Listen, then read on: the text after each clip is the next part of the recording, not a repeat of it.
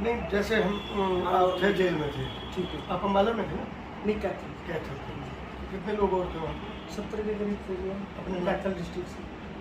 अपने हाँ, उसी जिले के? हाँ, उसी जिले के 70 के करीब डेरा पर लिए चुन चुन के उठाए गए। चुन। आपके साथ क्या रंजिश थी? बस रंजिश तो यही राजनीति। टारगेट तो आप थे वहाँ। हाँ, टारगेट पूरा जी। 5 बार रिमांड हुआ जी मेरा, 16 गोलियाँ चलाई मेरे को। 5 बार रिमांड? हाँ जी। मुझे देखो एक गोली यहाँ से छू कर गोली भी चलाई? हाँ जी, 16 गोलियाँ जब मैं अरेस्ट करा 16 गोलियाँ चलाई। अरेस्ट करके गोली मारी? पहले जी। भाग्य ना है आगे से। हाँ। अच्छा, अरेस्ट करने के लिए पुलिस आपके पीछे हाँ पड़ी? जी, क्या हाँ क्या जी। माजरा क्या था? कुछ नहीं, माजरा तो यही था, मैं डेरे से आ रहा था, रास्ते में रोक ली पुलिस वाले ने। पहले ही ये था भी, मेरा पहले नंबर पे नाम था जी। अच्छा। भी गुरजीत इनसे अरेस्ट करना चाहे जो मर्जी हो। वहाँ के जो लोकल लीडर थे उन्होंने बोल रखा था कि गुरजीत को गिरफ्तार करना। ये हमारी राजनीति में मिला भाई, गुरजीत राजनीति में आ गया, अगर इसको टिकट मिल गई तो संगत की वोटें ये ले जाएगा, हम कह रहे हैं। उनको ये था भी गुरजीत को खत्म करना, इसलिए उन्होंने वहाँ के लोकल अपने जो पुलिस वाले थे जान पहचाने के, तो उन्होंने बोल रखा था भी इसको हो सके तो खत्म ही कर दो। ये सच्चाई है जी। आपको उन्होंने रोका? आप डेरे से आ रहे थे? हाँ जी, हाँ जी। फिर? कैथल से आ रहे थे जी।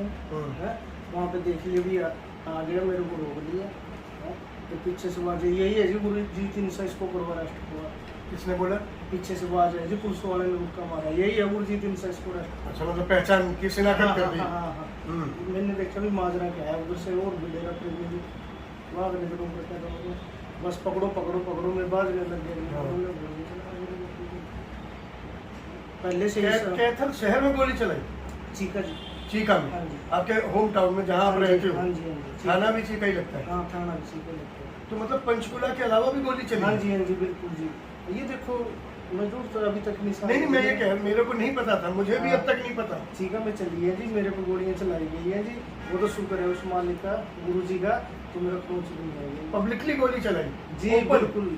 मैं ऐसे भाग रहा था, मेरे वहाँ पे स्कूल पढ़ता है सर, पॉलिटेक्निक का कॉलेज पढ़ता है, सॉरी कॉलेज पढ़ता है, उसमें से मेरे राउंड कटवाए हैं जी। नहीं, जब गोली 16 गोली चलाई? हाँ, 16 गोलियाँ जी, धाएँ धाएँ धाएँ। तो आप समझ रहे हैं कि सिर्फ ये गोलियां पंचकुला में ही प्रेमियों को नहीं मारी गई थी उस दौरान? चीका जैसे छोटे से शहर में भी गुरजीत इंसान को पकड़ने के लिए मतलब किस तरह का कहर था वो? और उसकी बात छोड़ो सर, जब मेरे को अरेस्ट किया ना, पकड़ लिए गोलियाँ, वहाँ से डीएसपी साहब थे, उन्होंने रोका उसको तो गोलियाँ नहीं चलाई। अच्छा भाई गोलियाँ नहीं चलाएंगे, आप बंद करो, अरेस्ट कर लिया मेरे को वहीं पे ना जी। बिल्कुल ये गोली छू के निकली? हाँ, छू के निकली है। और बाकी बाहर बाहर चली गई? कोई यहाँ से निकल गई, कोई यहाँ से निकल गई, कोई यहाँ से कान के नज़दीक से निकली। जिन्हें यकीन नहीं है कि चमत्कार नहीं होता, हाँ बिल्कुल। जिन्हें यकीन नहीं है कि गुरु बचाता नहीं है, जिन्हें यकीन इस बात का भी नहीं है कि गुरु अंग संग नहीं होता, तो जिंदा तस्वीर देख लें। पुलिस वालों की 16 गोलियां, और कहने को गोली की बस एक खरोच की निशान है, ताकि याद रहे कि गोली भी चली थी और गोली लगी भी थी, कि आप गोली का निशान ना भूल जाएं। सारे निशाने चूके एक निशान रह गया। आप इस बात को समझ सकते हैं मेरे संत की, मेरे गुरु की, मेरे बाप की कितनी बड़ी कृपा है कि वो अंग संग हो के अपने बच्चों की किस तरह हिफाजत करते हैं। ये गुरजीत की जुबानी सुन रहा हूँ मैं। फिर गुरजीत भाई क्या हुआ? उसके बाद जी मेरे को उन्होंने अरेस्ट कर लिया, पकड़ लिया डीएसपी साहब ने। उसी स्कूल में? उसी कॉलेज में, पॉलिटेक्निक? हाँ जी। तो अरेस्ट कर लिया वहाँ पे, तभी मैं वहीं पे गिर गया। मेरे ऊपर 4-5 जने चले गए पुलिस वाले, बहुत लठ मारे जी मेरे, बहुत लठ मारे वहाँ पे। कुछ नहीं पूछा क्या गलती है? कुछ भी नहीं जी, बिल्कुल भी फंस गया, बीमार हो इसको है।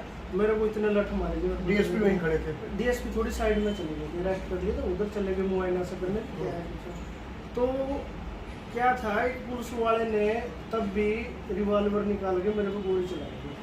पकड़ने के बाद भी वहाँ पे डीएसपी ने आगे जो उसका हाथ पकड़ लिया, भाई क्या कर रहे हैं, मारेगा इसको। वो बोले जी मार दे, सरकारी ऑर्डर तो है, मोबाइल करते हैं, तो क्या ही रखे। तो उस पुलिस वाले से कोई व्यक्तिगत दुश्मनी थी? हमने तो जानता ही नहीं। उसने ये बात कही जी, अपने को गंभीर है जी, और सरकारी ऑर्डर खत्म करके उसने बढ़ावा इसमें ये बात कही। पुलिस वाले ने गोली चलाने से पहले ये कही कि अभी बनाते से मिले। हाँ भाई गोता वाले क्या जी, इनका रिंग लीडर यही है, यही सारा कुछ। फिर गोलियां वो में चली थी, तो डीएसपी साहब ने और बार पर सुन के अपनी जेब में डाल दी। तो फिर दोबारा चले गए, दोबारा फिर मेरे को आते तो मार देते। हाँ मार देते हैं, वो भी परमात्मा किसी ना किसी रूम में आते हैं। तो वहाँ मेरे को उसने बचाया जी। फिर वहाँ दोबारा फिर मेरे को घेर लिए जी वहाँ पे भी बहुत लाठियाँ बरसाई जी, मेरे पे चले नहीं गए। पुलिस वाले ना मेरे को उठा के ले गए यहाँ पे लेके गए। तो वहाँ पे मेरा थाना चीका पड़ता है जी, चीका थाना की बजाय मेरे को सीवन ले गए, क्योंकि सीवन जो इंस्पेक्टर था वहाँ के लोकल नेता ने उससे बात कर रखी थी जो गुरजीत को खत्म करा। मतलब अरेस्ट चीका थाने में हाँ की जी, और लेके गए सीवन थाने में। क्योंकि वहाँ लोकल नेता की साठगांठ उस एसएचओ हाँ जो खेल चीका करा वाला था। सच्चो था हाँ। वो जवाब दे गया था उसको भी मैं गुरजीत को नहीं।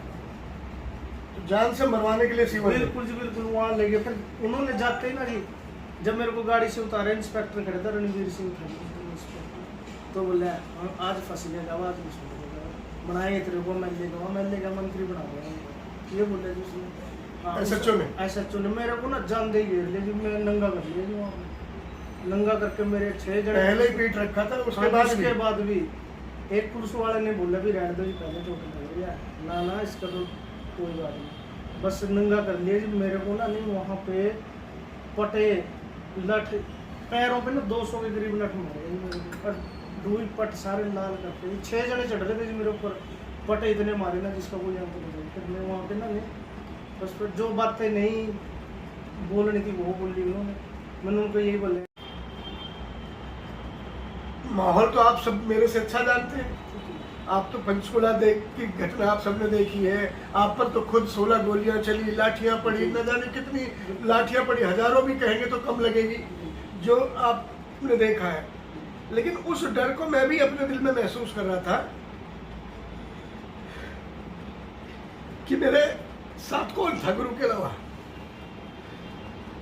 सारे लोग भागे हुए थे, हमारे डरे हुए थे, जेलों में थे, 2000 से ज्यादा लोग जेल में थे। स्थितियां मैनेजमेंट की कुछ नहीं थी। शोभा बहन अकेली थी वहां, विपसना बहन अकेली थी, बिल्कुल उनके हाथ मजबूरी में बंधे थे। जिस दिन कर्फ्यू खत्म हुआ उस दिन मुझे पहली बार बुलाया गया डेरे कि सुबह कर्फ्यू खत्म हो जाएगा। मैं रात को एक मोना सदब्रह्मचारी है, मैं उनके साथ सिरसा पहुंचा। सुबह बहन आई मेरे पास, मैं उनके हिम्मत की आज भी दाद देता हूँ। इतनी विपरीत परिस्थिति में जब हिम्मत नहीं होती थी उसी डेरे में जहाँ चहल पहल होती थी, चलने में, अकेले चलने में भी डर लगता था। वहाँ पुराने एडमिन ब्लॉक के पास बहन मिली मेरे को, उन्होंने कहा भाई जी आप हमारी मदद करना चाहते हैं? उनका ये शब्द था। मैंने कहा बहन मैं मदद करने वाला कौन हूँ? साईं जी ने तो दुनिया की मदद की है, मेरी क्या औकात है कि इस दर की कोई मदद कर देगा? ये तो मस्ताना जी का डेरा है, उनको कोई सेवा लेनी हो तो मैं अपनी गर्दन भी दे सकता हूँ, आप मुझे हुक्म करो। उन्होंने कहा भाई मीडिया हमारे खिलाफ बहुत है ना, अब शराब बोल रहा है, आप इनका जवाब दो। मैंने उनके वचन को गुरु का वचन माना, आगे बढ़ा। पहली डिबेट में मैंने अरदास की कि गुरुजी आपके वचन है ये कि दुनिया की सबसे अच्छी आवाज है, साईं जी आप इलाज रखना, मैं तो आपका भोपू हूँ, अब आप बोलोगे आप करोगे, मैं बोलूंगा तो मैं लाज नहीं रख पाऊंगा किसी के एक आदमी की भी। मैं साईं जी आपके पैर की जूती के अलावा मेरी कोई औकात नहीं है, जहां तक पहन के चलोगे वहां तक चलूंगा, जहाँ उतार के रख दोगे मैं उतर जाऊंगा। मेरे गुरु ने मेरी लाज रखी। इतना हिम्मत, इतनी हौसला उन्होंने दिया, इतनी ताकत दी उन्होंने कि कोई भी सवाल ऐसा लगता ही नहीं था कि सवाल है, ऐसा लगता था ये मेरे को जवाब पहले से ही तैयार है। एक जने दो जने जितनों ने भी घेरा, हर आदमी तो विरोध में ही बैठा था। हमारे पक्ष में कौन था? गेस्ट भी आते थे, प्रवक्ता भी आते थे, हमारी खाल नोच नहीं आते थे। लेकिन तब भी मैंने एक बात कही थी गुरजीत भाई कि मेरा गुरु चमकते हुए सूरज की तरह आएगा। एक बात और मैंने कही थी कि मेरे गुरु ने अगर 6 करोड़ भक्तों में कोई यूपी का बच्चा चुना है तो गुरुजी सबसे पहले यूपी ही आएंगे। ये बात भी मैंने तभी कही थी। मेरे साईं ने मेरी दोनों लाज रखी, मेरे साईं ने मुझे काम करने का मौका दिया, सेवा का मौका दिया। एक छोटे से अनजान से चेहरे को गुरुजी ने इतनी बड़ी पहचान दी, ये दुनिया में कभी हो नहीं सकता था मेरा, कभी नहीं हो सकता था। आज मुझे लग रहा है कि जो डेरे को जानता होगा वो मुझे भी जानता होगा, विपक्ष का हो या पक्ष का हो, राजनीति का हो। लेकिन उस दिन उन दौरान गुरजीत भाई समस्याएं भी बहुत आई। समस्या ये आई कि जैसे आपको लोग पुलिस वाले मार देना चाहते थे, ऐसे मुझे गुरुजी के दुश्मन मार देना चाहते थे। 3 बार मेरा एक्सीडेंट हुआ, आपको पता है कि वो मुझे निपटा देना चाहते थे। बिल्कुल जी। साधन नाम पे मेरे पास सिर्फ स्कूटी थी जिसपे मैं स्कूटी पे चलता था। अकेला आदमी एक दिन में 10-10 घंटे 15-15 घंटे बोलना पड़ता था, चिल्ला चिल्ला के बोलना पड़ता था, गले से खून भी आ जाता था। पर साईं नाम का अमृत ऐसा है ना, साईं नाम का अमृत ऐसा है कि एक बार गुरुजी को ख्याल में भी याद कर लो, आप 100 लोगों से ज्यादा ताकतवर बन जाते हो। वरना जितनी लाठियां और जितनी गोलियां आप पर चली, इतने में तो 50 आदमी मर जाते। तो हमने महसूस किया, मैं बड़भागी हूँ, आप बड़भागी हो, 6 करोड़ लोग बड़भागी हैं कि हमें जिंदा राम मिले। हमें कैलेंडर का कोई देवता पूजने की जरूरत नहीं है। हम भाग्यशाली, मैंने टीवी चैनल पे दीपक चौरसिया को बोला था कि मैं कैलेंडर के देवता पे यकीन नहीं करता, मेरा राम मेरे सामने, मैं उसे पहचान रहा हूँ और राम मुझे पहचान रहा ये दौर। आपने साहब भाई, आप जैसे बड़े लोगों के साथ बैठ के मुझे भी खुशी मिलती है, ताकत मिलती है।